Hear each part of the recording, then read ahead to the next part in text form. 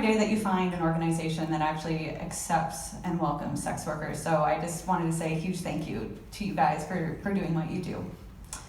Now, I started this project out of a desire. It was just a simple desire. I just wanted to have the public see sex workers as what they are, just real people.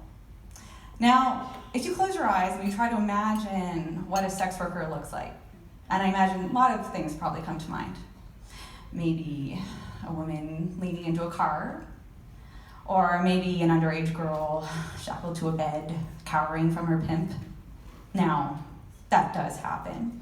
Unfortunately, it's a very unfortunate fact of the industry that does happen. But there also are other images, say a girl at the dog park with her dogs, a 40-year-old mom with her kids picking them up from school, maybe the 20-something girl in yoga pants at Starbucks. They're all just real people, and they're all just doing a job. It's a job.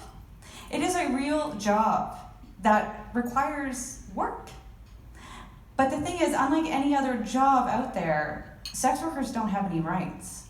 They don't have anyone else protecting them. There's no HR in sex work. All they have is each other. So this project is really, really personal to me. When I was starting to get media attention, I was really reluctant to talk about my own experience, and I was even getting some people accusing me of being maybe a little sensationalist, of maybe being an outsider wanting to exploit these people. But really, I actually went through this because I am a former sex worker. I was in the industry on and off for about close to 10 years. Started in the winter of 2009. I was incredibly poor. I was in Ottawa. We were going through a bus strike, so our buses were actually on strike for 3 months in the coldest time of the year. I didn't have a job, couldn't get to a job. And I went on Craigslist and I was replying to ads. And I was always intrigued by, back in the day, there was this small corner of the site. It was called the adult section, adult jobs. And I was really intrigued by that. So I would click on it and I was weirdly fascinated. I've always been a very sexually open-minded, adventurous person. So I started clicking on the ads and I eventually started replying to them. And I will fully admit I was a complete idiot when I was doing this. I had no idea what I was doing. And it took one man who actually literally shook me by my shoulders and said, "What are you doing? You are endangering yourself. You are going to get yourself killed." So what he did, he pointed me in the direction of a website, and it was an online community of other sex workers. And very quickly, I discovered a community that existed. And from that, I was able to, not only from sex work, actually have financial independence for the first time, but a sense of setting my own boundaries for the first time. I was able to say no to people. I learned to set my own rate. I learned how to screen people. I learned to actually put my safety first, which is something I'd actually never done before sex work. So I did this off and on, and then I stopped when I found out I was pregnant with my partner at the time. And I retired happily. I worked at being a stay-at-home mom, and everything was great until everything wasn't. And I went through a terrible, terrible situation with my daughter's father where we had to end up fleeing a very dangerous situation. I ended up being overnight a single mom, zero money. I had no resources, no family support, zero support whatsoever. And I refused to go back to sex work because at the time I was so traumatized, I knew I wasn't emotionally or mentally able to take it on again. So I ended up putting her in a subsidized daycare. We got low-income housing, all the ducks in the row, everything was lining up. On top of also dealing with a very intense criminal investigation and criminal trial where I had to be on the witness stand against my daughter's father. And as we all know, it is very hard to convict someone. And so I also had to come to terms with the fact that not only was he acquitted because of lack of proper evidence, but that meant that the restraining order was lifted and my daughter was now to have a relationship from the very man I was trying to protect her from. So I had to move on, lots and lots of therapy. And I even ended up meeting a wonderful man who is now my husband. now that I was in this wonderful space, mentally, emotionally, I decided to return to sex work because it was honestly something I really liked and I was actually really good at it.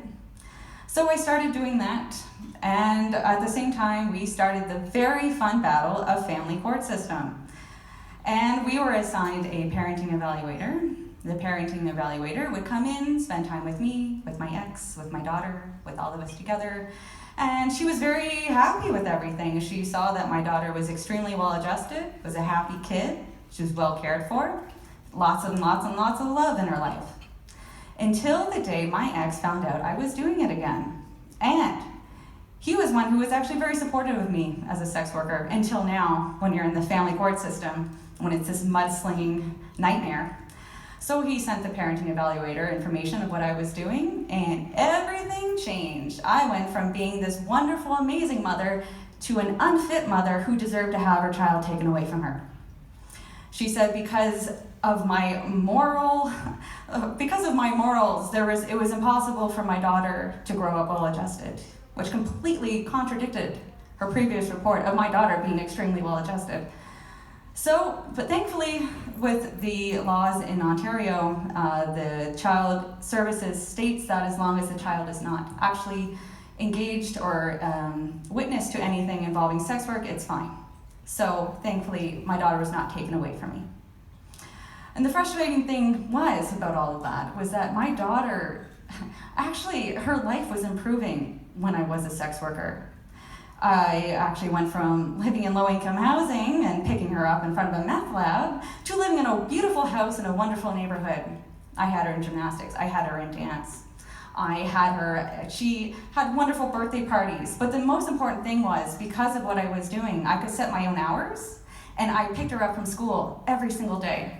I was able to set the hours that I wanted in order for her to have a mother who was there at all times, and where family was the most important thing. So yeah, this was extremely humiliating for me, extremely humbling.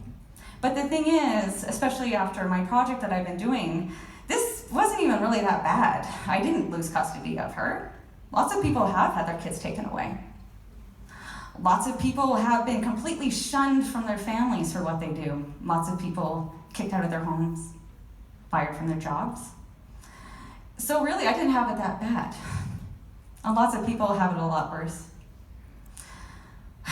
So I just wanted to say that the point I wanted to make is that sex work is work. It is a job.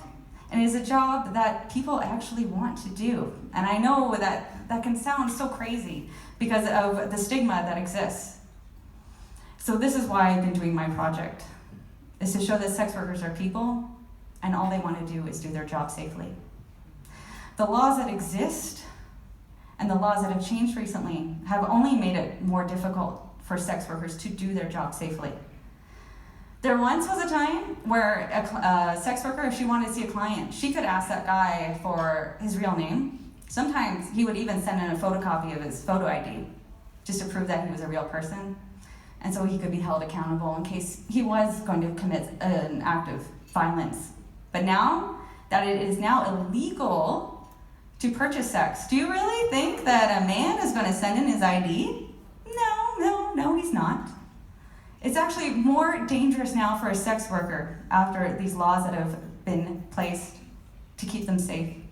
All it's doing is driving sex work more underground. And who thrives underground? Sex traffickers, human traffickers. They're the ones that are benefiting from these laws. And they're the ones that are thriving. They know that men who are at the forefront, they know that men, they are the ones who are going to see if a girl is being trafficked. They're the ones that are going to be noticing it. Do you think they're going to go to the police with what they saw? No, absolutely not. So, and that to say, I really think that there needs to be a big change in how the laws are perceived. And what really needs to happen is that the government needs to listen to sex workers. They need to actually sit with them and understand what can they do to make them be able to have safe work environments. A lot of that is also being able to work together, and being able to work in the same place. They can't even do that now. That's considered running a body house. So all it's doing is further isolating them. And when someone is isolated, they are more a perfect target for violence. But that is why it's so important that places like St. Jeff's exists, and they offer a place for sex workers to meet. Even if it's just a place to sit, to talk to each other, to vent, and just be listened to and to be heard. Because what's that doing? That is validating someone. And I think that is the most important gift we can give to someone. So thank you, St. Jeff, for doing everything that you do. And I really think the rest of the country can look to you and see what you're doing and learn something. So thank you.